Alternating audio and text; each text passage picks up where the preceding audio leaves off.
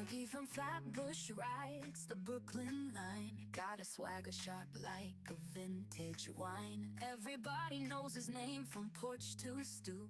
Hustling dreams in every loop. In the park he struts, hits the handball wall. Echoes hear the stories when the shadows fall. Got 1,000 tales and a confident grin. On the streets of Flatbush where legends begin. Frankie from Flatbush got the city glow, lighting up the borough with his every show. He's the heart of Brooklyn, never laying low. Frankie from Flatbush, always on the go. Bodega lights flicker when Frankie's near. He's got the rhythm, everybody cheers. Corner talks and sidewalk chalks his fame. In the Flatbush breeze you'll hear his name. Underneath the subway hum, the magic's real.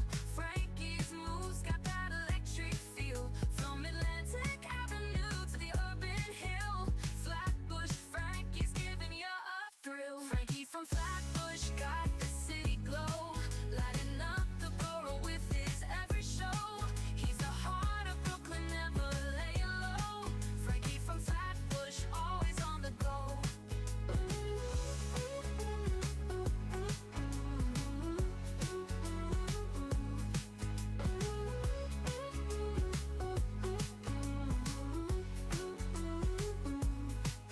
Bodega lights flicker when Frankie's near, lighting up the borough with his every show. He's the heart of Brooklyn, never laying low. Frankie from Flatbush, always on the go.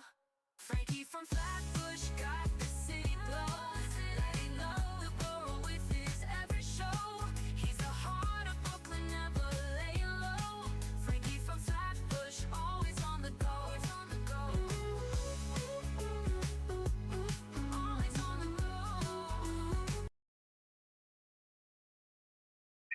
Testing, can you hear me in the chat? Can you hear me? Can you hear me? Harlan Abraham is here. Mic check, mic check. Audio check 1, 2. Captain Techno is here. Phil Adams is here. It's late night over in England where the great Phil Adams is.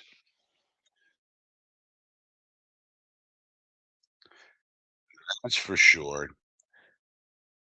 Let me know if you can hear me and see me in the chat.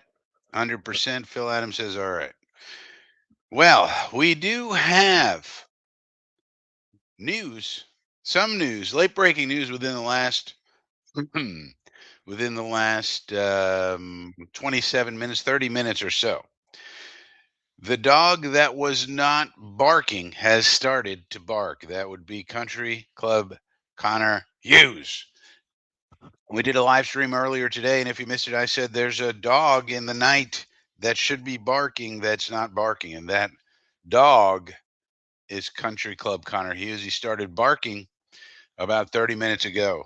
This is what Country Club Connor had to say. Sources, quote, sources on the Jets GM search. Woody and Christopher Johnson have been meeting behind closed doors, away from any / all chatter, to come to a decision on who to name their next general manager. They are focused on finding the quote unquote best guy for the job. I have talked to sources tied to the three men, Lance Newmark, Trey Brown, Darren Muji, who have received second interviews. None have been told whether or not they have gotten the job or not as of this minute. That was at 5:33 p.m. on East Coast time in America.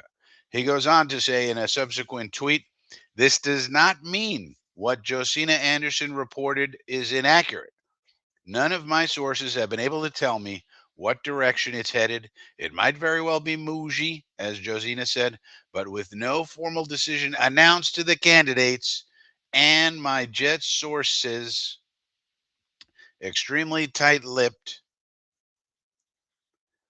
on direction ownership is leaning, I cannot confirm / deny. Then somebody asked, is there a timeline? And Connor Hughes said sources close to candidates expected a decision earlier today, as we all did.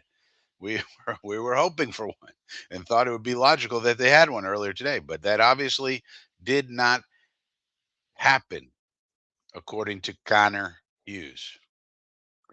So that is the latest that we have on this GM search. Zach Rosenblatt just reposted something that he posted earlier, which basically just reiterates what Connor Hughes is saying. So Connor Hughes and Zach Rosenblatt have basically the same information. So how could it and I trust in this instance that they have the correct information. But I also trust the fact that Josina Anderson probably also has correct information. But how can this be? Because Josina Anderson's sources, in this case, the source was from, she said, the league, a league source, meaning not from the Jets. And Connor and Zach, their source says, are mostly with the Jets. So how can this all be true? How can this all be true? Well, think about it. I wondered, do all contracts have to be approved by the league? And according to Perplexity AI, the answer is yes. The NFL reviews all contracts before they are signed. So if and that makes a lot of sense that they would do that to make sure that there's nothing in those contracts that's going to get them sued. You can't have the Jets or any other club putting weird crap in contracts that's going to put the NFL at risk, right? So you would have a review process that would make sense. That is how Josina would know that it's going to be Muji because somebody at the league office gets the contract to review it. She's that person's the source. They see the name on the contract before it's reviewed, and they leak it to Josina for whatever reason. I think more and more people should stop leaking, but that information then could be true. But now, what? Why is it then? Why is it taking so long for the Jets to announce it or to come to a quote unquote decision? Well, it could be that the Jets are not allowed to let these candidates know until the final review of the contract is done by the NFL, and maybe there's a holdup at the NFL, or maybe there's something wrong with the contract, or maybe there's something that needs to be fixed. They got to get the lawyers to fix it, or I don't know, or there's just some sort of holdup at the NFL side, and the Jets then are not actually allowed to let the candidates know because until the contract is okayed by the league, you're not allowed to do that, say. And also, you wouldn't want to do that because if there is something wrong with the contract, if you promise somebody something that you're not supposed to promise them or something like that, then you definitely don't want to let the candidate know they have it because it hasn't been approved by the league, because then you got to backtrack and that looks bad for everybody. So it's possible, and this is me speculating here. I don't know. I'm just trying to figure out how these reporters all could be correct. Maybe somebody screwed up. That's possible. But Josina Anderson has a pretty good track record of being accurate. Pretty good. I can't remember her getting something wrong, at least recently, unless somebody in the chat knows. So I think that's what it could be. Maybe there's some sort of holdup with this contract, and they're not allowed to tell any of the candidates. Now, of course, some of the sources, when Connor Hughes talks about, I have talked to sources tied to the three men. That's obviously their agents. There's nobody else that would be tied to the three men. That's their agents. So he's just calling up their agents and asking them, hey, now, of course, reporters and agents always have a relationship. It's a very important relationship. We've spoken about that many times on this channel. And none of them have been told. The agents also would be the first to know, other than the candidates themselves. um, and so that would be a good source of information. So I also trust that these agents haven't heard back. And it could be that they're just waiting on the Jets to make either what seems like a final decision, but could be just some sort of holdup with the contract. So, all that being said, that's where we are. We don't really know. We don't really know. What we do know is no announcement's been made. We're following it very closely. We will update if there's any updates to be had. We will let you know immediately. But that's where we are right now as far as Darren Muji Trey Brown, Lance Newmark. Now, the other thing about this, too, I don't know. Me personally, if I look at these three guys, I don't really have much of a preference. They all seem qualified to me. So hopefully it's a situation where these candidates are so good they can't choose one. They're just like, wow, they're all really great. It's hard to choose one. And hopefully it's not a situation where they're like, man, these guys were underwhelming in their second interviews. We're not jazzed about any of them. Hopefully that's not the case. Hopefully it's either a situation where there's an undue delay where they can't announce it yet, or they're just these candidates are just so good that they can't it's very difficult to choose amongst them. Hopefully it's not the third option, which is, wow, these candidates really stink. We really don't like any of them. And you know, so what are we going to do now? And they're trying to come up with some kind of strategy. So those are the things that it could be. Those are the things that have been reported. And those are my conjectural thoughts based on what we know now, and giving these reporters the benefit of the doubt. It's always possible somebody's got something wrong. It's possible Josina got bad information and that was just incorrect, what she reported. That's always possible. We don't know. But these people, in certain aspects, do have good track records when it comes to these kind of things. There's no real reason or incentive for them to make things up, as far as I can tell, as far as I know. So that's what I think. That's what I think is going on. It's currently 1812 on the East Coast. It's January the 24th in the year of our Lord 2025.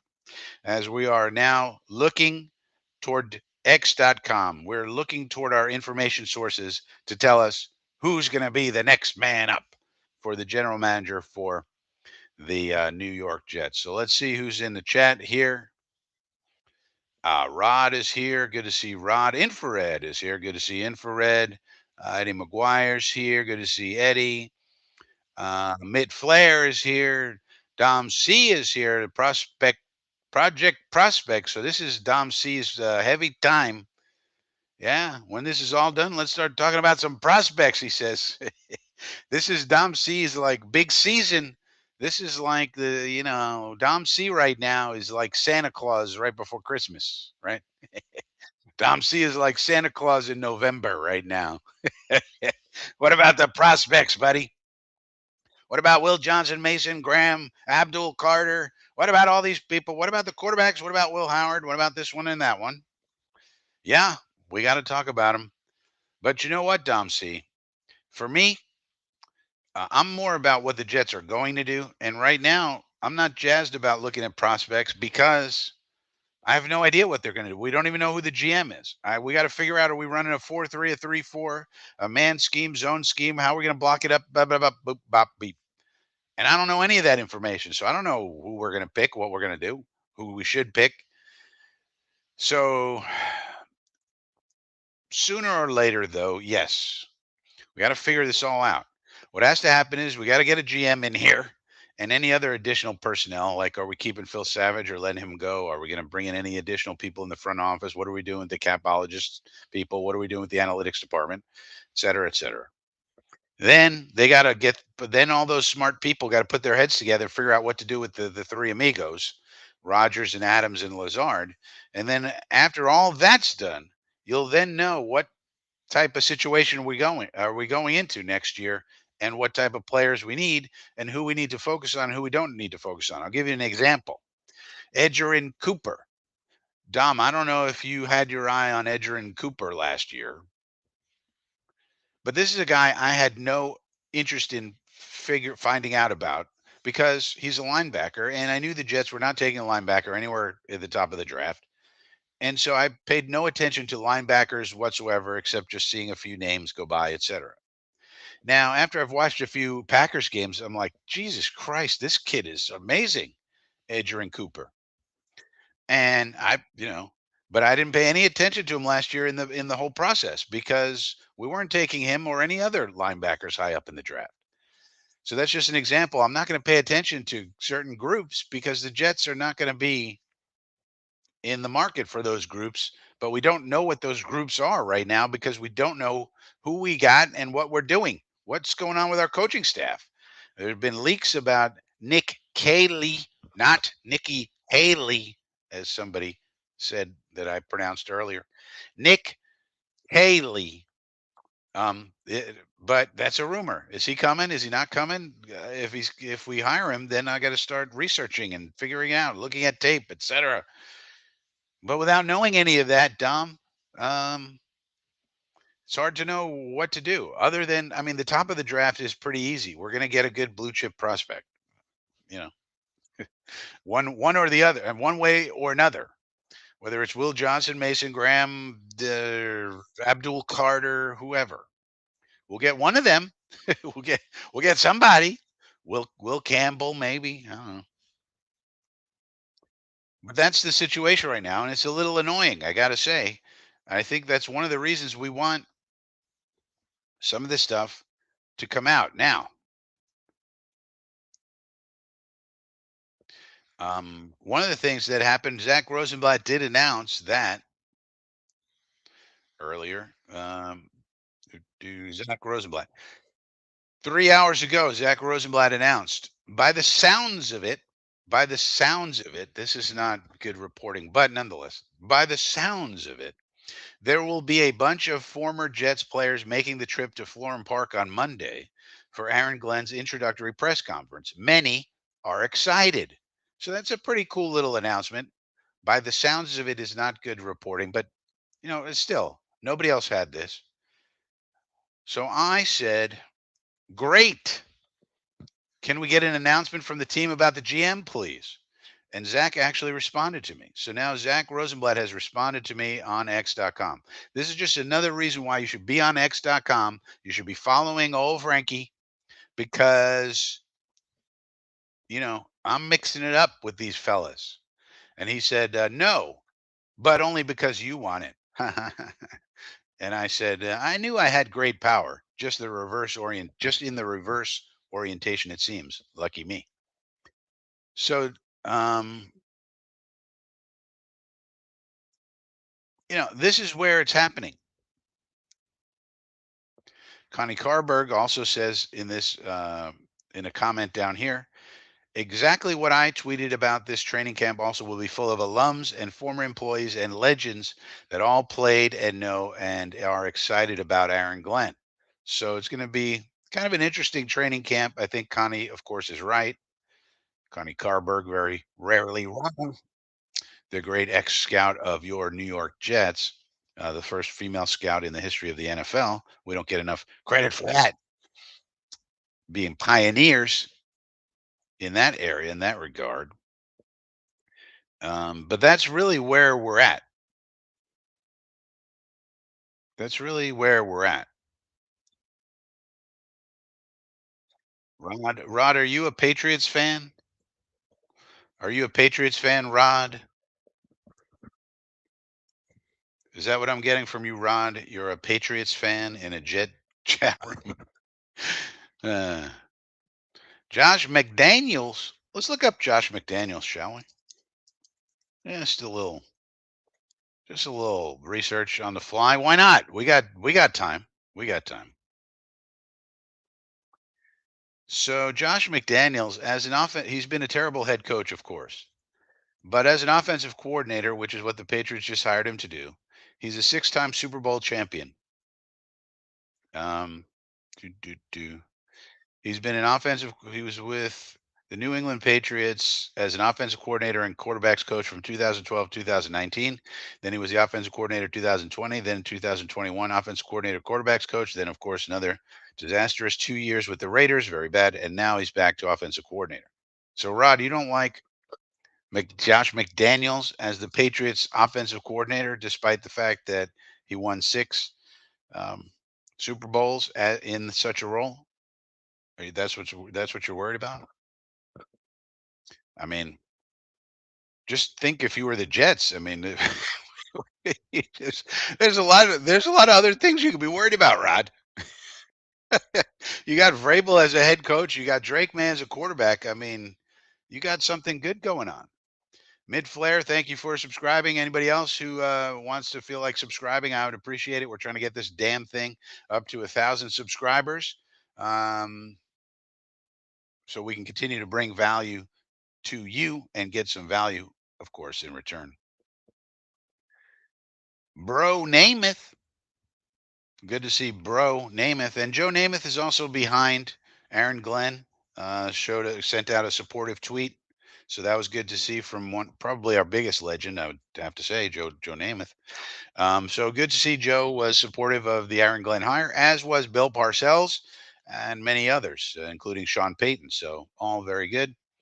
What kind of defense did Glenn run? He ran a 4-3 in Detroit, but he's run 3-4 in previous stops. He's also known for being very flexible and adaptable in his approaches. So that's something that's exciting about Aaron Glenn as opposed to the people we've had in the past.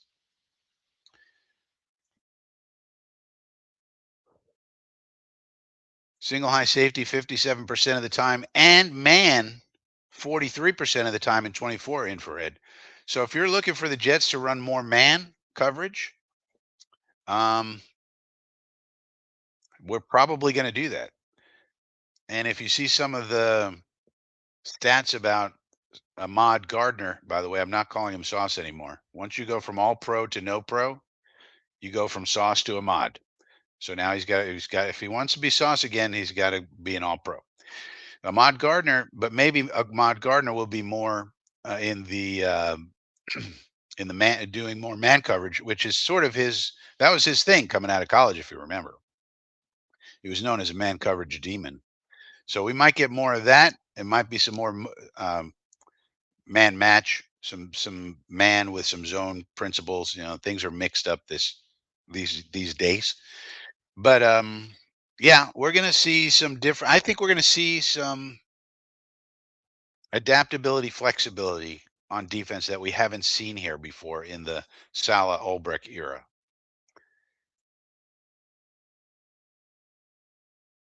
That's what I think. But last year, 43% man, but the year before that, it wasn't so high. So that tells me he's willing to he's willing to adapt to what he thinks he needs on any given day, given on the personnel that he has, the opponent, and so forth and so on. And that's exactly what we need. We need someone who's willing to change things up based on the opponent, the personnel we have available, what's working, what's not working. We need an adaptable coach who can then coach the players in a way so that they can play well with those adaptations and flexibility enabled.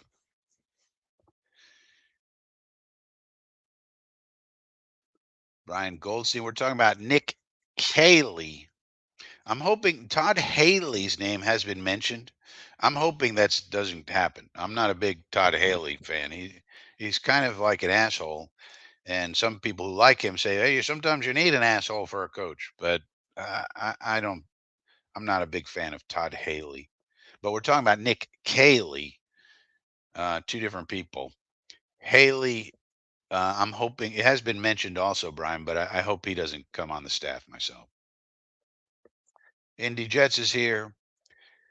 Captain Techno, 1,000 subs. There's basically two thresholds: 500 subs, which I already have, plus 3,000 hours of watch time, which I do not yet have. Enables some features, and once I get to 3,000 watch hours of watch time, I'll figure out what those features might be. But then 1,000 subs, you get all the features.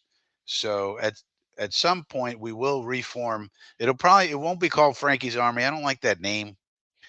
I will probably call it like the Inner Circle or something like that. I'll call it something different. So we'll have to see. But yeah, but the big thing right now is watch time. So watch a lot of videos, everybody. Watch tons and tons of videos. That would help out the old Frankster. Um, all right, so we're checking here now. There's some interesting things that are coming out about some of the games this weekend.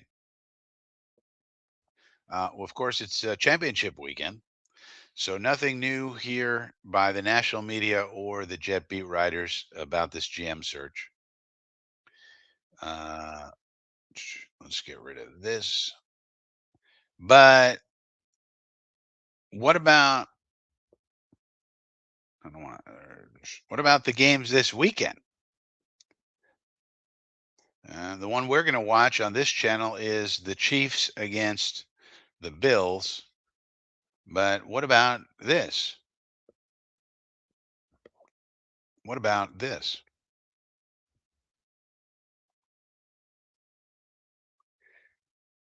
Dooby doo. Headline: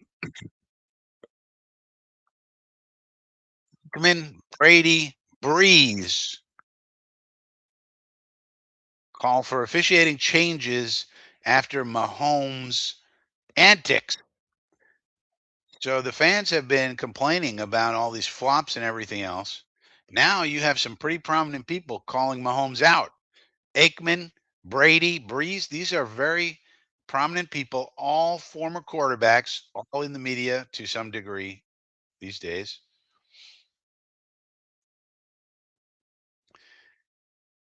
Aikman, Brady, Breeze call for officiating changes after Mahomes' antics.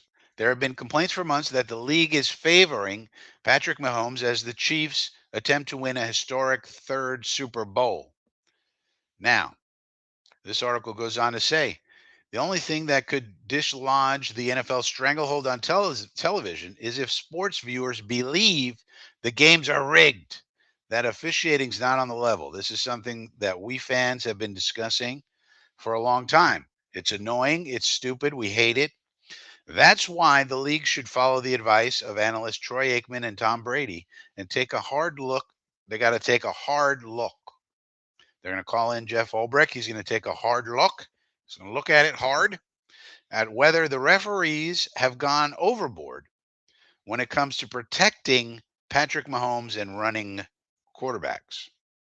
There have been complaints for months that the league is playing favorites with Mahomes.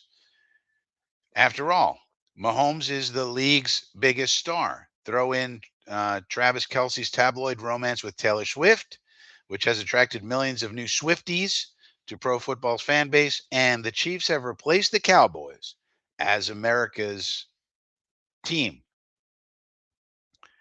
And the Swifties, I mean, he just mentions it here, but the power of the Swifties, as we discussed earlier, it should not be underestimated. Um, the Swifty economy is massive, massive, massive. But, and so it should not be minimized. But growing accusations of rigged games, biased refs reached a crescendo Sunday during the Chiefs' divisional win over the Texans. The officials twice penalized Houston for questionable hits on Mahomes. Once for RTP, roughing the passer, the second time for unnecessary roughness. Both penalties extended Chiefs scoring drives. To make matters worse, Mahomes performed his signature sideline shimmy, almost stopping along the white line until a defender gave him a shove, then flopping Kermit McFloppy, Kermit McFloppy out of bounds in an attempt to draw a late hit flag. But the Zebras didn't fall for his theatrics on that one. But the two-time MVP's antics were so obvious, a fed-up Aikman couldn't contain himself.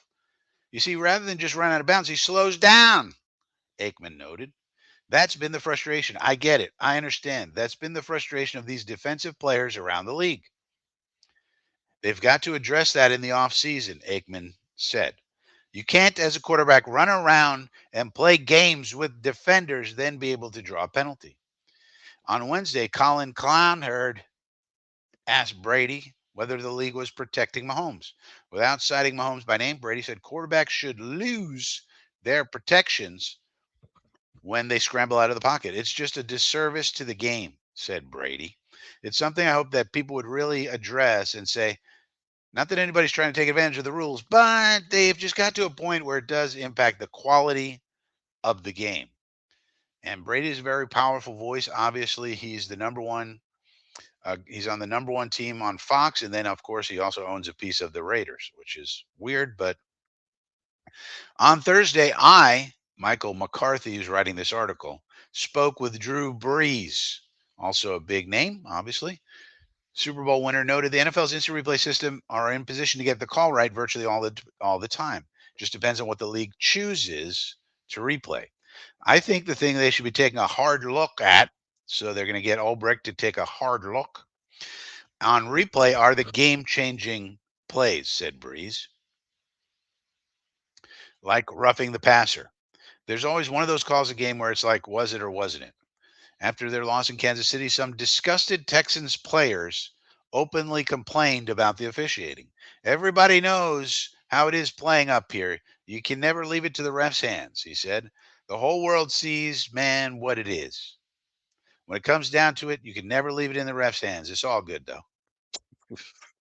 said Mixon. Mahomes even admitted, I probably shouldn't have done that. Yeah. You think, Kermit? Kermit McFloppy flopping around? The notion that NFL games are rigged is far fetched, this guy says. I don't think it's that far fetched. But I think the league needs to get its arms around this issue in the offseason. Just news coverage around whether NFL games are rigged is kryptonite that can dent the shield. The sight of the league's best player begging for penalty flags is not a good look. Not a good look from a media or marketing standpoint. The league wants NFL players to be seen as ferocious modern day gladiators, not soft players, Kermit McFloppy, theatrically flopping to the turf in an attempt to game the refs. Walt Anderson came in and he said, we have investigated ourselves and found we did nothing wrong. Oh, thanks, Walt. But the Mahomes controversy is taking away from what the NFL wants viewers to focus on this weekend: the games.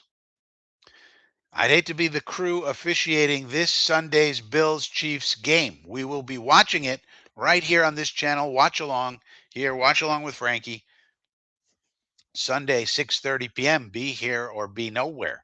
There will be millions of CBS viewers, including people on this channel and in this chat room, poised over their keyboards and phones and also live on YouTube, ready to scream bloody murder. Yes, we will. If the refs seem to be favoring Kermit McFloppy and the Kansas Swifty Chiefs. So at least we're getting some media coverage of this issue. And Front Office Sports is not a small outlet, kind of a big deal. What can be done? To push through real change, an NFL franchise like the Texans must propose a rule change, which they should do. The Texans declined to comment for this story. Get ready for your rule change thing coming from the Texans. Unlike the NBA, the NFL doesn't have penalties for flopping. So the NBA has penalties for flopping? Well, that's interesting. I didn't know that. The NFL, that could be one thing they do. You flop, penalty on you.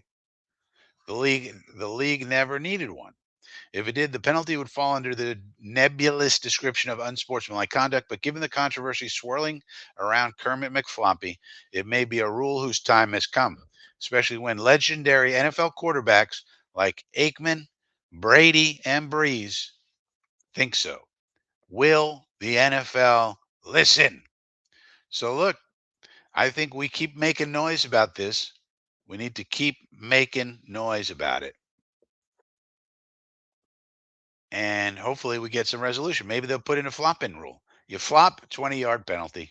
No flopping. You got to penalize people, man. We got to penalize people for all this floppiness. There's too much floppiness in the league right now. And they really don't need any of that floppiness in the league. They're trying to say these guys are gladiators, and then yet they're flopping and begging for penalties. That's not good. So, yeah. So McGuire's got it here. Once the quarterback leaves the pocket, he should be judged as a running back. And just like any other runner, you don't get any special protection. Even when you're in the pocket, why do you get special protection? Here's something they could do. Why is grounding a penalty? Why is intentional grounding a penalty? Let the quarterback intentional ground all he wants. Let him throw the ball away. That's a way to protect himself. Then you can get rid of all the other protection rules you have. You can't hit him low. You can't hit him high. You can't hit him unless it's egregious, you know. And just let the quarterback protect himself by throwing the ball away. What's the harm there? The defense still gets a win because you got an incompletion. You move to the next down. This is a stupid rule. Get rid of it. It's one less rule. They always have trouble with, is he in the pocket? Is he out of the pocket? Is he 1 inch beyond the tackle line? This, that, and the other thing. Get rid of it. And you could just throw the ball away at any time you like. Who cares? Nobody's going to care if there's no intentional grounding rule. And it's a way for a quarterback to protect himself. So then you don't need all these other rules to protect the quarterback, even in the pocket. Then when they leave the pocket, yeah.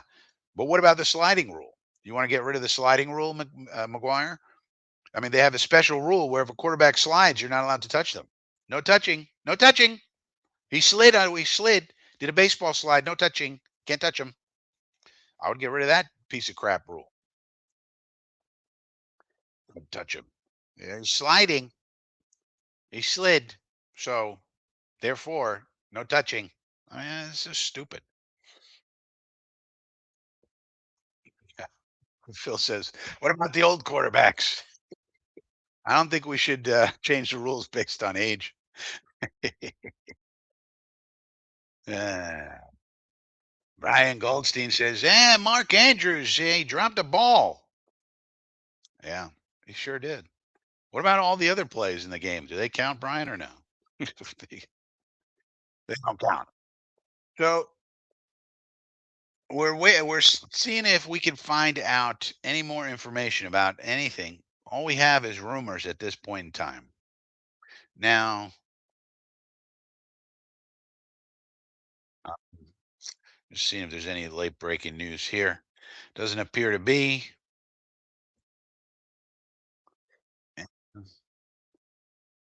They're showing Patrick Mahomes coming soon to Championship Sunday. So Sunday, big game for the NFL. Obviously, I think they want the Eagles to win and they want the Chiefs to win. We'll see if who does actually win. Now, what about this? Now,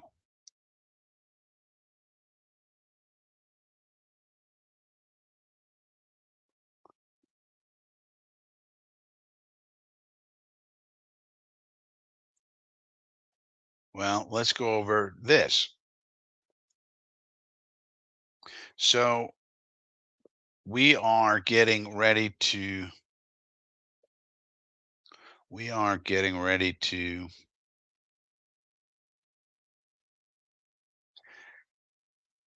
uh, start finalizing our staff. And you'd think somebody like Hank Fraley, maybe Aaron Glenn might be able to steal him, but they're not going to be able to steal him. Boy, wouldn't it be great if we could steal Hank Fraley? Wouldn't it be great if old Aaron Glenn could steal Hank Fraley? But we can't. Hank Fraley is out of the Seahawks OC search. As the Lions grapple with losing both their coordinators and their D line coach, they will retain their O line leader. It will take a promotion to ensure that happens. The Lions will add a run game coordinator bump to their O line coach's title. So Hank Fraley, one of the better O line coaches in the game. And of course, the Lions have a great offensive line. This will ensure that Fraley stays in charge. So Dan Campbell did not want to lose this guy. Fraley's wife broke the news. Good old Danielle Fraley mentioned Chicago as a rumored destination, which would have made sense given that Johnson now running the show there, Ben Johnson. But Hank Fraley will continue for an eighth season in Detroit. He had joined Johnson in arriving under Matt Patricia, interestingly, though Fraley has been in Detroit longer since 2018. So we're not going to get a guy like Hank Fraley to be our O line coach. Now, who is going to be our O line coach? That's an interesting question. I don't know the answer to that. First of all, we got to hire a GM, then we got to hire an offensive coordinator. Packers expected to retain Luke Getsy. So Luke Getsy, this guy's on our team now. Following Robert Saleh, Luke Getsy joined Matt LaFleur's Packers staff in an advisory capacity. However, the short-lived Raiders OC worked remotely, helping out on the defense, while Saleh aided the offense. Well, now Getsy's going to stay in Green Bay to replace the quarterback coach, Tom Clemens. So Tom Clemens retiring, Luke Getsy in. Nick Haley. So here's Nick Haley. And the story is that this man is our top choice for OC, offensive coordinator. The Jets filled their head coaching vacancy this week with AG. One of the next major dominoes to fall on the sidelines would be his choice for OC. Prior to the Glenn hire being made official, a list of candidates to watch emerged on both sides of the ball with respect to OC. Nick Caley, not Nikki Haley, was among them, and to no surprise, that is still the case at this point. Caley is the leading candidate to take over. Aaron Wilson reports. 42 years old, began coaching in 2005. Then he went to the Patriots.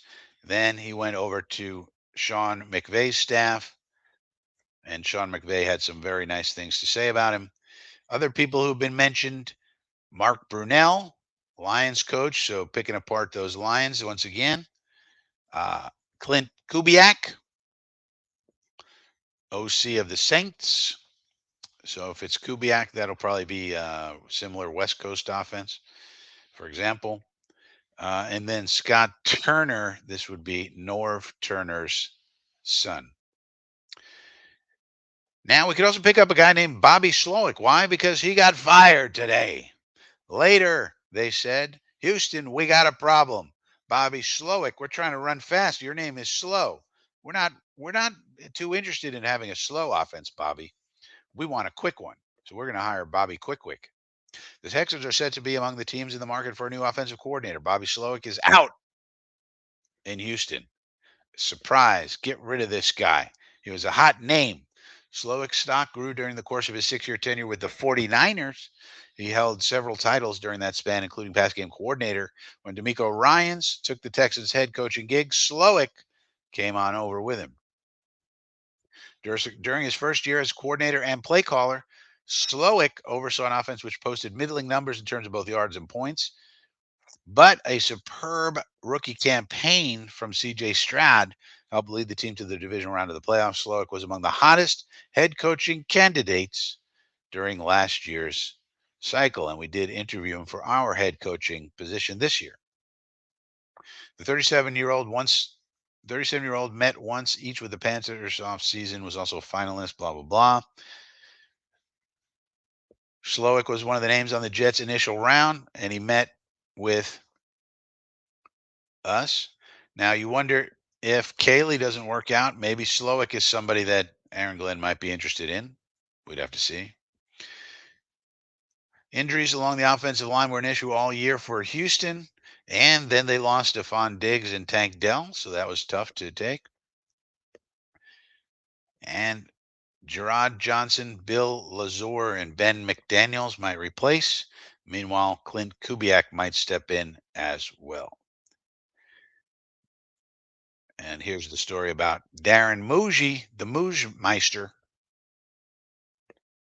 And these are all of our candidates here. If you look at this list here, probably, oops. If you look at, that's too big. If you look at this list, if I could somehow get this thing to work.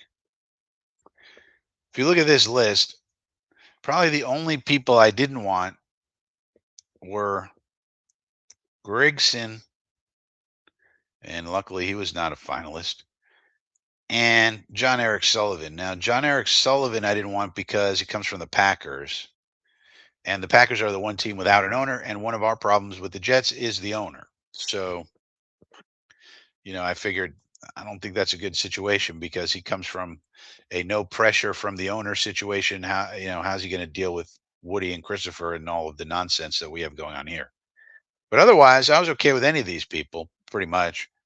Uh, so we wound up with Trey Brown and Muji and Newmark. And it was thought originally that Newmark was the favorite because he came in the same day as Aaron Glenn for his second interview, but apparently not. Though we still don't know. Nobody officially knows who's 1, 2, and 3. Although it says to be hired here, that's based on Josina Anderson's tweet. So we'll have to see. But that's the latest of that stuff. So let's see. No new information. Flatbush Dre is here. You can never go wrong with the Flatbush Boys. I tell you that much. You can never go wrong with the Flatbush Boys. I mean, they do you right. They do you right. Phil says, anyone think the Jets could do a commies and turnaround in one season? Sure. All we got to do is get a Jaden Daniels type. Where are you getting a Jaden Daniels, Phil? Under a rock somewhere? Where are we getting Jaden Daniels? Where's that guy? Show me that guy. Who's the next Jaden Daniels, Phil, in this draft? Anybody? Cam Ward. Okay, well, we're not going to get Cam Ward. He's going to be taken in the top 5. And certainly no no certainty that he's gonna be the next Jaden Daniels. Could be him or Shador. Could be, but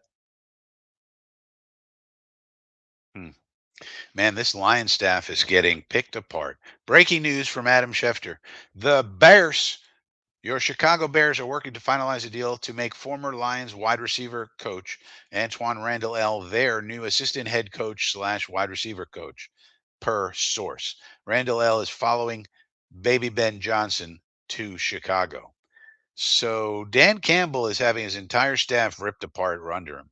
Now, this happens. It happened to the 49ers. Now it's happening to the Lions. So, you know, this is another reason why we got to get this GM in place so we can start getting Glenn's people in place. Aaron Glenn has to get his staff in place. And so, breaking news from Adam Schefter: Chicago Bears are working to finalize a deal to make former Lions wide receiver coach Antoine Randall L. their new assistant head coach slash wide receiver coach, per source. Randall L. is following Big Baby Ben Johnson to Chicago. So Ben Johnson's putting together his staff. We're not putting together our staff. What's going on, Johnsons? This is what happens when you drag your feet, can't make a damn decision. Everybody's going off the board. Yeah.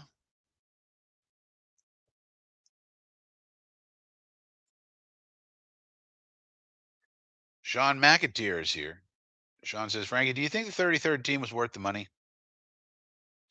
Well, the 33rd team, Sean, as I've said a number of times, had specific things to do. They had to vet all the candidates. Their job was not to find Aaron Glenn. That's not the job. That's not what they were here to do.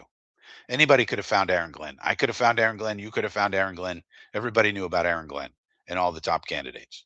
Their job was to vet out, especially on the GM side, all the 200 people who could have been candidates should they have been. There's literally hundreds of people that are legitimate candidates for any GM opening, because you have all the AGMs from all the other clubs. You have the director of pro personnel. You have the director of college scouting, and then you have various analytics people, presidents, people.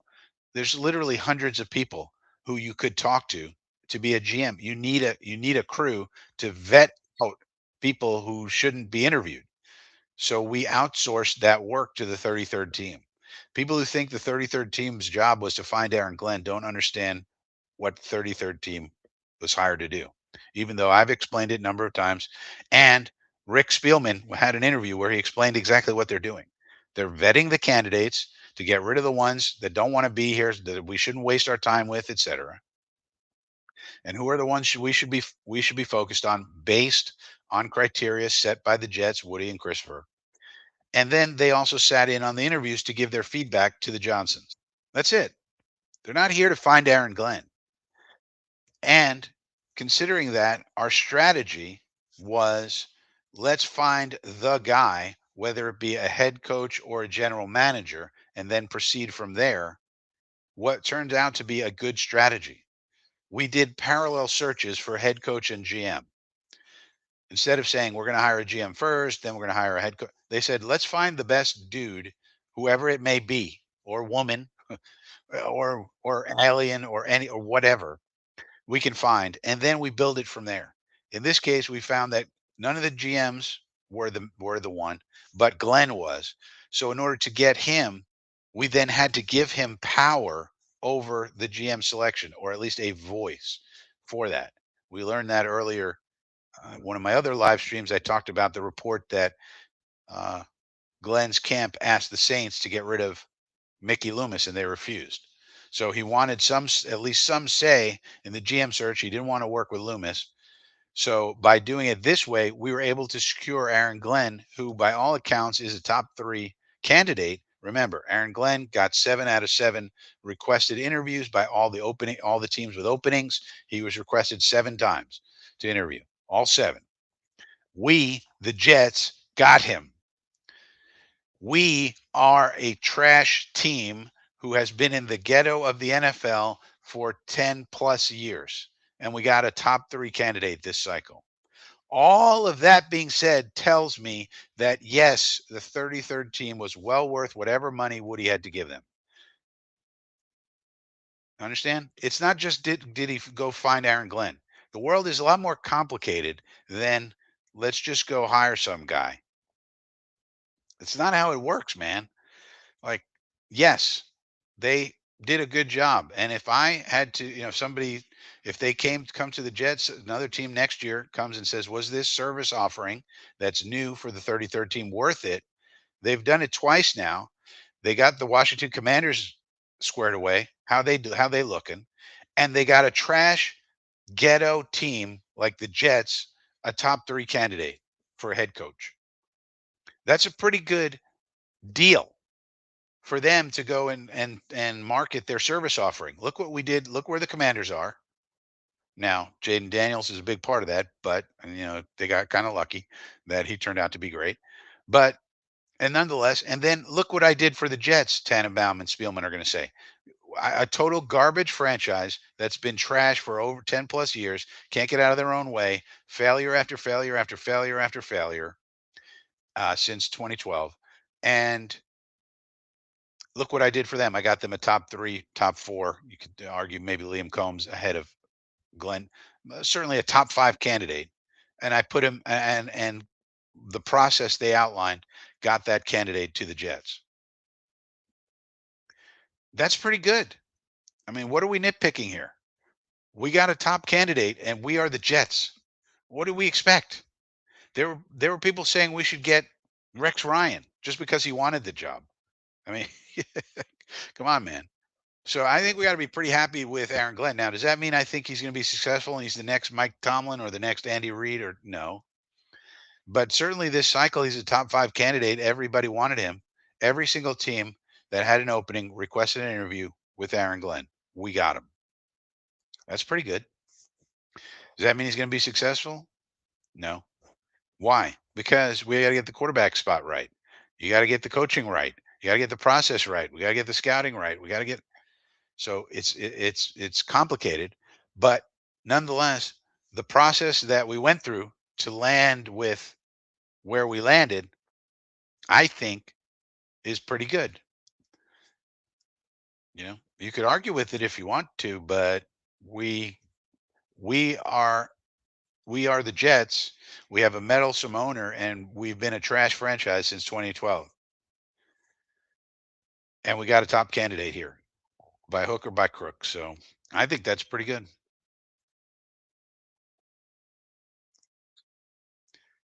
Tony, the GM says Sellers, South Carolina, or Jalen Daniels, Jaden's little brother. Is the next Jaden Daniels? Are they available in this draft, Tony, or next year?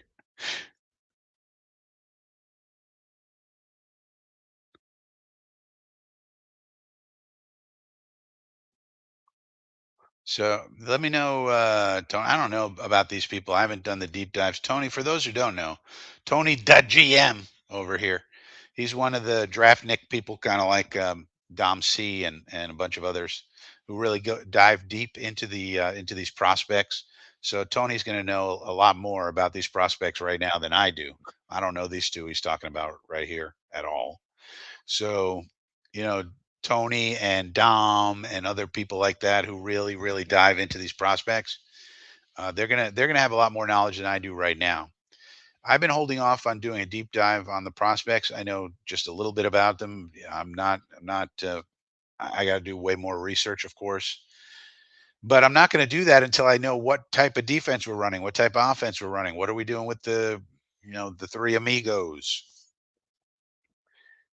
There's a lot of questions we got to answer, which is why it's kind of annoying that we don't know the answer to this question of the GM today, which should have happened. Let's do a recap, actually. Oh, Tony says next year. Well, if there is a Jaden Daniels coming into the draft next year, and hopefully they come into the draft, you never know with these kids. Sometimes they go back to school and all that. But the plan could be, and again, we don't know what Aaron Glenn wants to do. There's just rumors. We don't know who's on his staff, what he wants to do, et cetera, et cetera, et cetera. But the plan could be, let's do one more year with Rodgers and Adams and Lazard, and then we will do whatever it takes to get one of these kids, Sellers or Jalen or whoever, Drew Aller, whoever it may be. That could be the plan. And that would be a decent plan. Tony said earlier that the 26th draft for quarterbacks is looking promising.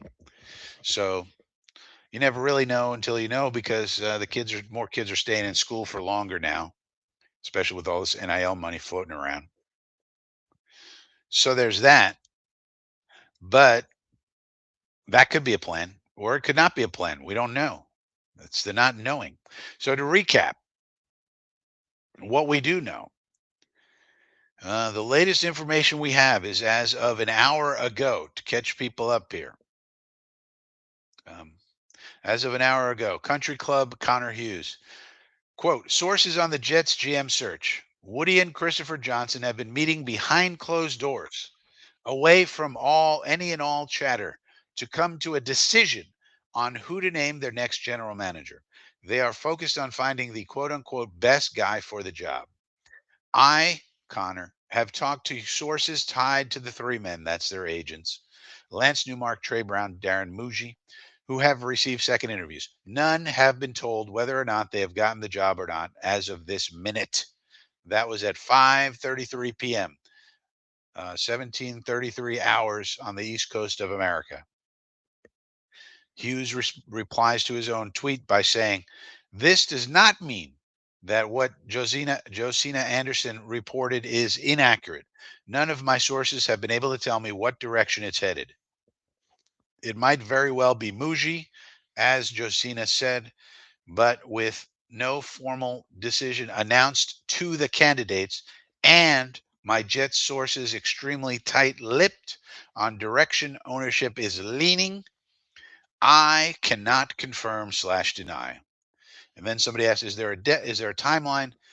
Connor says sources close to the candidates, that's the agents, expected a decision earlier today.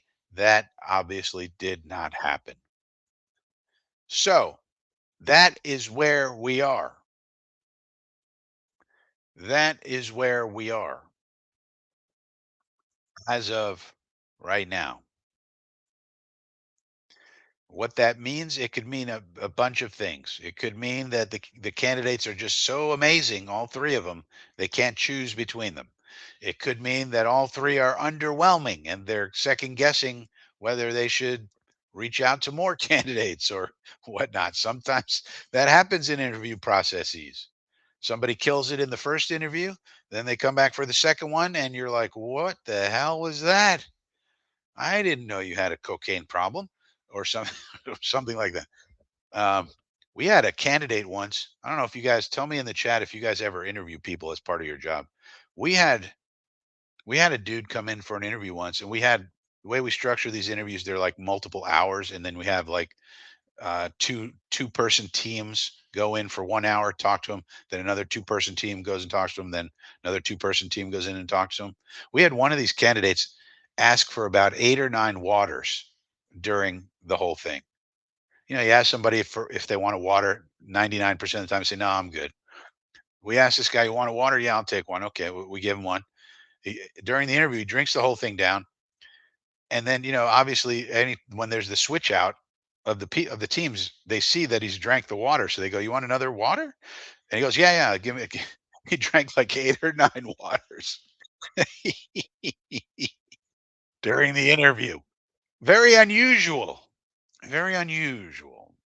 But you never know with these second. Maybe these second interviews they went poorly. We don't know. There's no indication whether these guys all knocked it out of the park or they all struck out or what is going on. Meanwhile, all kinds of hirings happening around the league. We're not getting any indication about Aaron Glenn's staff either. I suppose that's all on hold until this decision's made. And what you really hope is that it's not a matter of Woody and Christopher, you know, being complete dunces and sitting there not knowing what to do. Uh, I hope that's not the case because that would be the worst. That would be the worst. So Tony says DT, two safeties, RT, T1. Yeah, of course. Well, QB1 if we let Rodgers go. This is obvious, Tony, isn't it? And when you say DT, we need a bunch of DTs. We need one starter, and then we're going to need some backups also.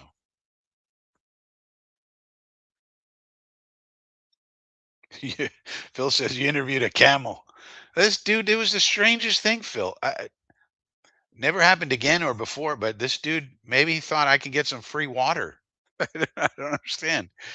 Or maybe he just drinks a ton of water. I don't know. It was extremely strange. I can tell you that much. Never saw that before.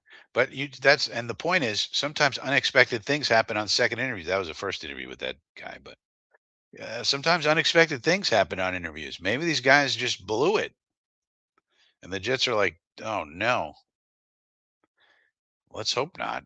I don't see how they could have though. I mean, these are all three very good candidates from everything you read, everything people are reporting, all of the. I mean, we went over the article with about Darren Muji earlier, and George Payton just singing his praises. I mean, what could he have done to screw it up? Or maybe all three just knocked it out of the park, and they can't. They're like, these guys are all outstanding. We can't choose one. We don't know which one's the best. They're all so good.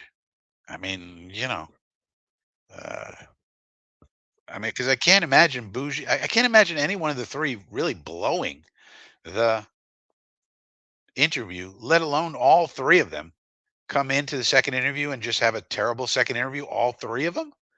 That doesn't make any sense, man. Uh, Goldstein says for technical people, the interview can be a grilling since a lot of people stretch their skills. That's true. But I've found, and I've interviewed a lot of IT people. If you're talking about IT technical people, you can find out pretty quick that they're faking. They're faking it. They just got it on their resume, but they don't really got it in their heads. You can find out pretty quick.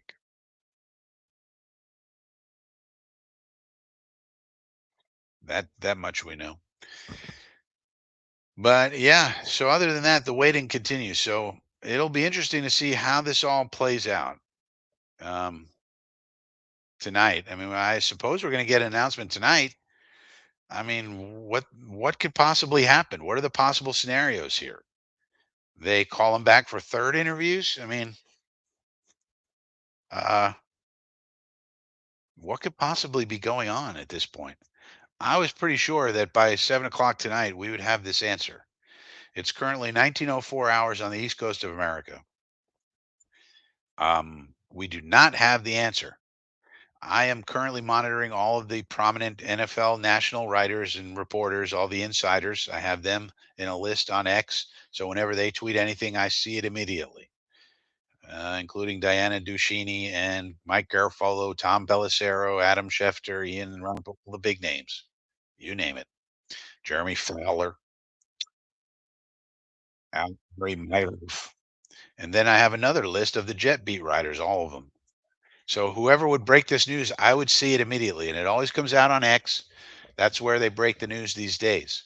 So I don't think it's anywhere else. I also have another tab here for the pro football rumors. So in case somebody somewhere got something that's not one of those people. We could see it here, but no, they're talking about Liam Cohen. That was a wild story. Best part about the Liam Cohen story is when he wouldn't get back to them. They're waiting for him to come into work one day, thinking he's going to sign a new contract, and instead he's on his way to Jacksonville and not answering his phone. And then he had to have his wife come out and lie for him. That was something. No, so they're talking about the fallout of that, et cetera, et cetera. Now Liam Cohen's going to be making $14 million instead of 4 or 5 or whatever. Quite a bump in pay, if you think about it.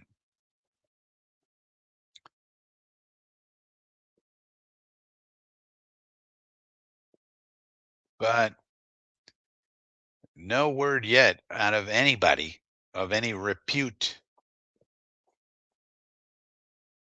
on this situation. This is really quite annoying. And Josina has not updated her tweet. Usually, when something like this happens, she will clarify in some form or fashion. Like I said, like she will put out a tweet saying, I said he is going to. I didn't tell you a timeline or, something like that. She has not tweeted at all since that famous tweet that set off a bunch of live streams.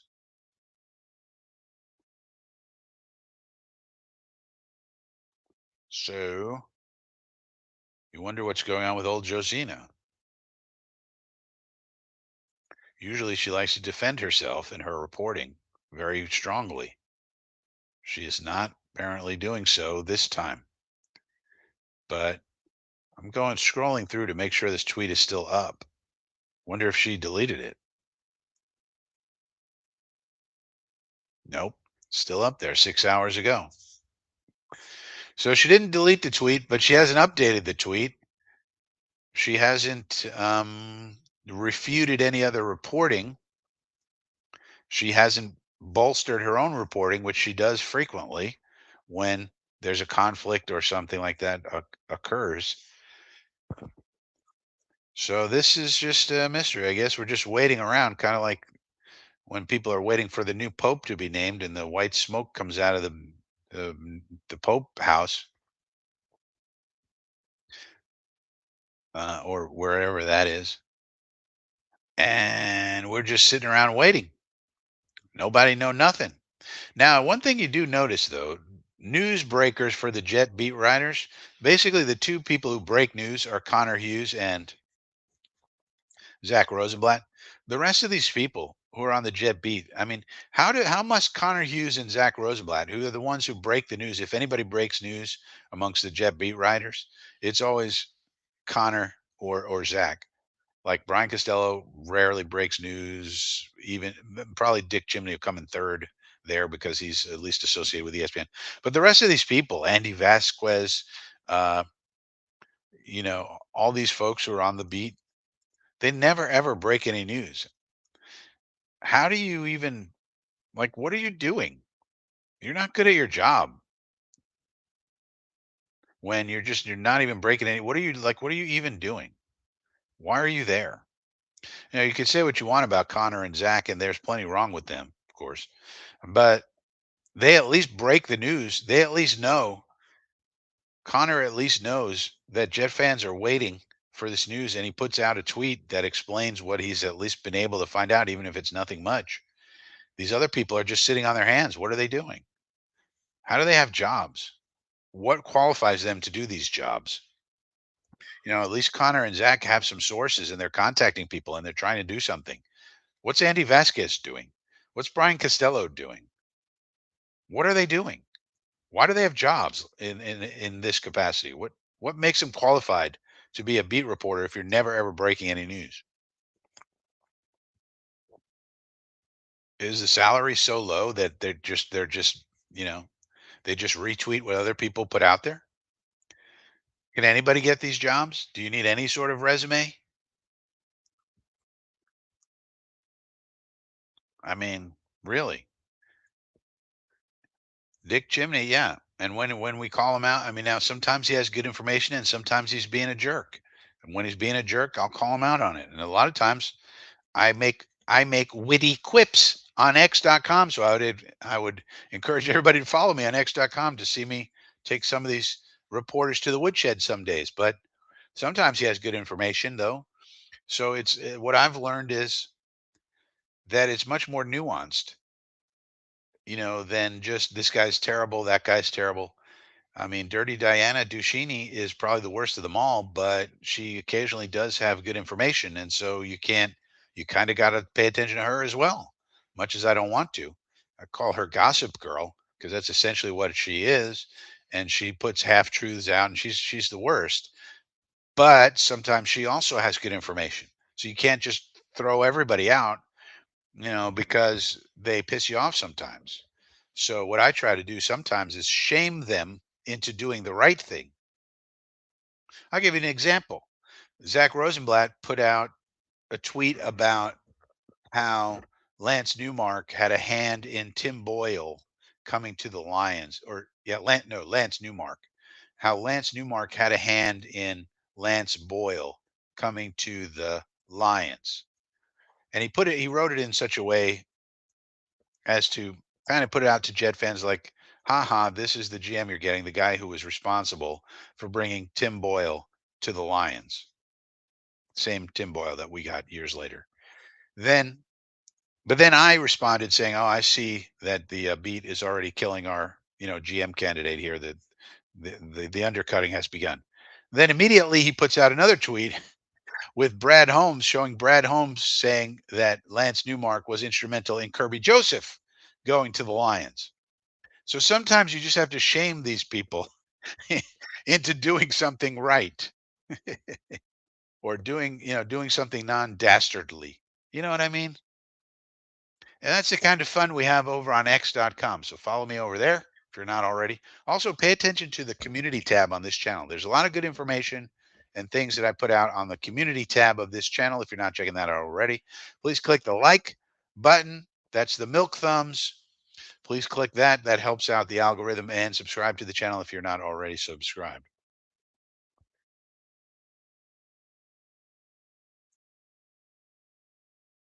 And also just being hateful toward them, Captain. Like if you're going to send them like hateful, angry tweets, that doesn't really help either. I found you got to be kind of, you kind of got to be witty. You kind of got to be a little, nuanced and subtle.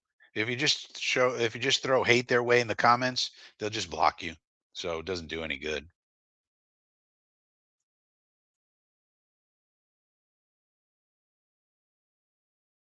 In case you missed it earlier, 73-year-old Pete Carroll is going to be your new head coach of your Las Vegas Raiders. So that happened. And now they're talking about reuniting Pete Carroll and Russell Wilson. Jeremy Fowler put out a report that is something that could happen. That would be interesting. And then what would the Pittsburgh Steelers do in that scenario? Maybe sign Justin Fields to a more lucrative contract. And that would take two of the quarterbacks off the market there if those things did happen for teams looking for quarterbacks, which we could be one. We might be one. We might not be one. We don't know. We don't even know who our GM is. All right. So that's basically all I got. Let me know if you guys got any questions, concerns, issues, things you'd like to discuss. How's your lives going? How are things in your life? Are they are they going splendidly? Are you having troubles? What's going on? Are you enjoying yourself? Is it bad weather where you are? How's everything going with you guys? Nobody ever asks the chat how things are going with them in their lives. You know what I mean? Maybe you guys don't want to share. Don't want to share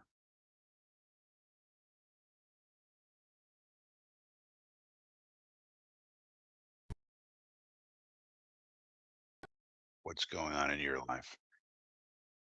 Maybe you're like, it doesn't matter what's going on in our lives, Frankie. We're here to listen to you talk about what's going on in your stupid life.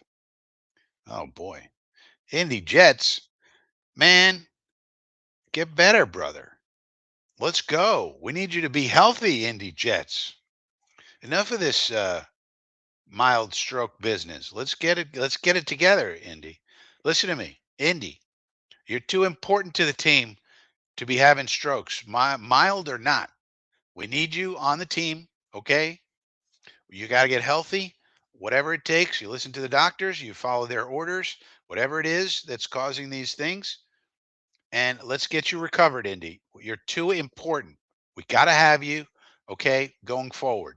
We can't be having you injured and on the injured list, on the fan injury list.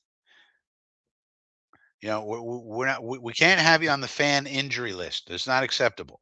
So listen to the doctors, whatever the issue may be. Let's get it all recovered up, and let's get you nice and healthy because it's going to be a long haul, Indy. It's going to be a long haul. We're in a tough division, brother. This is not going to be no easy fix for Aaron Glenn and whoever else we get. You think this is going to be an easy fix, Indy? This is not going to be an easy fix. We got we got Josh Allen and Sean McDermott in our division. We got Mike Vrabel and Drake May in our division. We got Tua, and when he's healthy, he's very good. And the boy genius Mike McDaniels in our division. This is not going to be easy. This is not going to be easy. This is going to be a long term thing. So, Indy, we need you to get off the fan injury list. Listen to the doctors. Stay diligent, whatever they're telling you to do, to prevent this in the future. And let's get you healthy because this is not going to be no quick fix.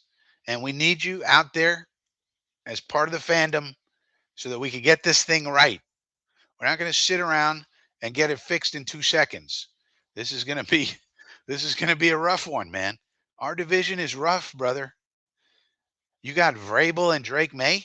Sure, their roster sucks other than that, but well, they got some defensive guys, but I mean, they need to get 4 or 5 or 10 wide receivers, but still, they got Mike Vrabel and they got Drake May. I mean, 1 year after next year, they're going to be back to contention. 1 year of transition, and then they're going to be ready to go. The Bills are not going to not be a contender anytime soon. McDaniels and Tua, as long as Tua stays healthy, are going to be a force. We got problems, Indy. Yeah, but stick to your physical therapy. I know it sucks, brother. You know, I'm a person who had an airborne injury, falling out of an airplane and broke my leg. How about that? I know about physical therapy. Sometimes on these airborne missions, they go they go sideways and you get injured. And broke my leg. That was no fun. That was the most pain I ever felt in my damn life. But yeah, it's not fun. But you got to do it, Indy. We're counting on you to do it and do it right. Stay diligent. It's hard. It's a grind. It's grueling. But you got to do it, brother. You got to do it, brother, because we can't have you on the fan injury list. That's not that we're not. We can't have that. You're too important, brother. So make sure you stay on the grind, get it right, and and get back in the game because this is going to be a long-term process that we're engaged in here.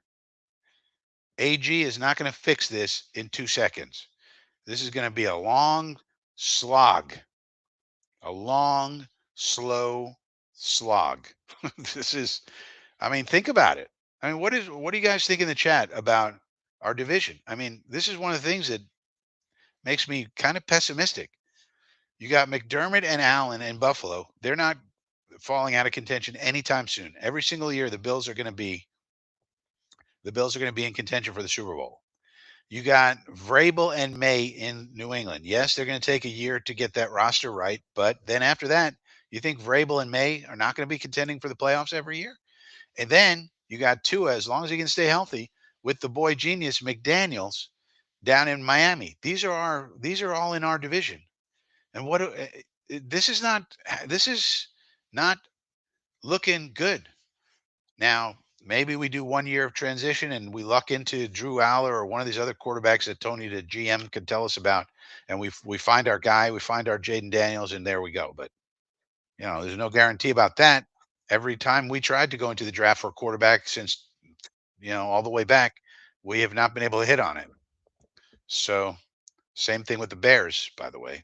They've been going 100 years. Think about the damn Bears. The Chicago Bears have not had a franchise quarterback since Sid Luckman 100 years ago.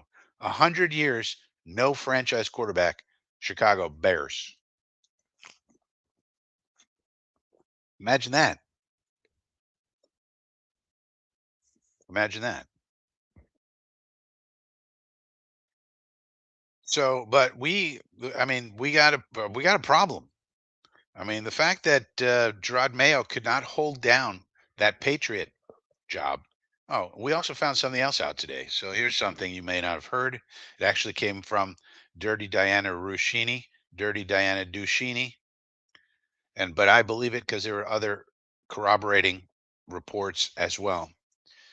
Mike Vrabel, if Gerard Mayo had done a good job in New England and they didn't fire him, Mike Vrabel probably would be our coach today. Indy Jensen, I would like the quarterback from Indiana. I saw that dude play one game, and it's not fair to watch a guy one game, but he looked terrible that last game he played, dude. Now, it's just one game. It's not fair, but he looked so bad. I was like, I don't want any part of this kid.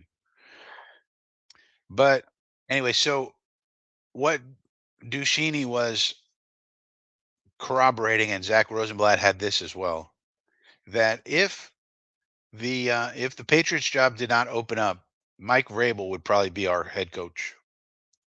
Can you imagine? So what happened was we did an interview. We were blown away by Vrabel, as you would expect, and he liked our job. He liked our job. He would have come here. So that's an encouraging thing. But of course, the Patriot job came open, and he preferred them to us, obviously, because he has more relation with them. You know, it makes more sense for him to be up there. But we could have very easily had the number one candidate. And of course, we promised him everything. He would have gotten a super high salary. He would have gotten whatever GM he wanted. He could have had whatever he wanted, of course. So that tells you that Woody and crew knew what they were dealing with in terms of talent and leverage, because Vrabel had all the leverage. Of course, he was the number one candidate by far, and we were blown away by him per Duchini, which makes sense. Of course, we would be. He's the best candidate easily.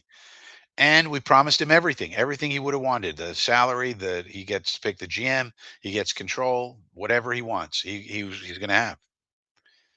And if but for Gerard Mayo getting fired, we would have had him probably, because there's another tie to the Raiders, but the tie with Tom Brady is not as strong as the tie he has with the owner of the Patriots, and also being a Patriot and all of that kind of thing. So um, that's something we learned today, and I do believe that, and that's encouraging that the top candidate, and obviously Glenn, who was a top candidate, both liked our job enough that they would have taken it. One did take it, and the other one only didn't pursue with us further because he really wanted the Patriot job. Excuse me, because he played for the Patriots, which makes sense. So that's something else we learned today, which again tells me that number one, the 33rd team did help us in our process. And number two, Woody and Christopher and Jaime aren't perceived as crazy people like it's put out in the news, by some of these people. When actual football people get in with them, they come out going, "Oh, they're not, I don't know what not sure why all this stuff is coming out about them. They got along with them fine,"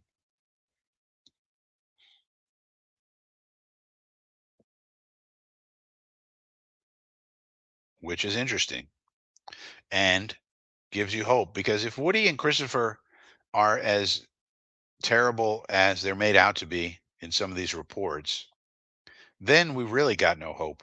It's like, why even be a Jet fan if they're just going to be acting this way?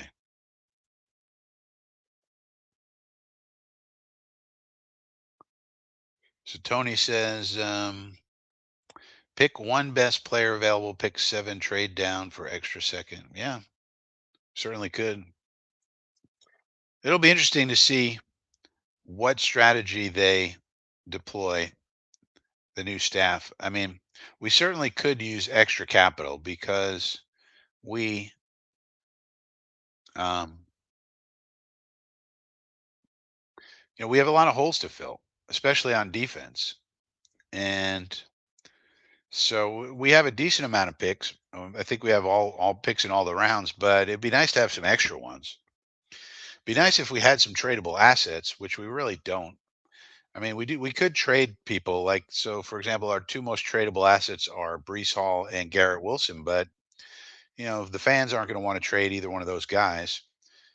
Probably the more likely one would be Brees. Like if you could get a second and a fifth for Brees Hall, you might want to consider it and say, well, we got decent backups, and a team like the Cowboys or something are desperate for a running back, so we trade them Brees Hall, and we recoup some picks, and then that helps us down the road with contracts because we can't extend all these people that we drafted, that same year in terms of JJ and Ahmad and Garrett. So that's something you could do. But whether the new regime wants to do anything like that, who knows? We got to see what they're able to do. Trading back, there's also a theory that trading back in the draft is always the thing to do. Like if you can trade back, just always trade back. And the reason for that is people say the data will tell you that um, you're just as likely to hit on pick 18 as you are pick 22, for example. So why not go back to 22 if you're just as likely to hit on the player, then and also pick up, then by doing that pick up more picks, and then you're just increasing your odds that you're going to get more hits out of the draft. That's a theory. I don't know if I totally subscribe to it, but if it makes sense to move back, of course you should. And it depends on the offer you get and depends on what the composition of the team is. If, for example, if we get rid of Rodgers, Adams, and Lazard, then we should just get as many picks as possible. Just trade back, trade everybody because we're reloading. Trade everybody that makes sense to trade. But if you don't, if you keep those three, then you got to be a little bit more calculated because you're going to try to contend next year with those three. You're going to try to at least make the playoffs. So we'll see.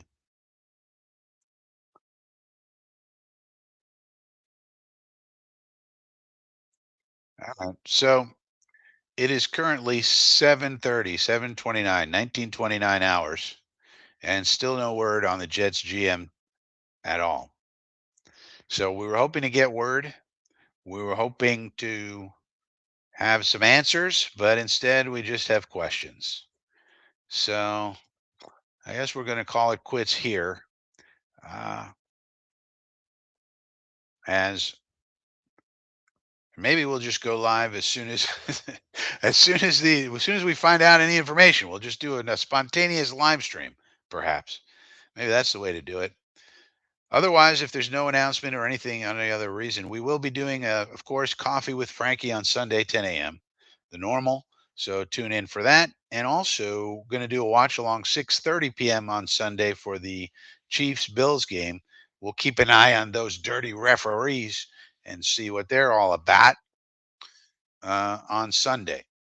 So if you're new, subscribe to the channel and please give a thumbs up on your way out because that really helps the channel. Thank you so much. I'll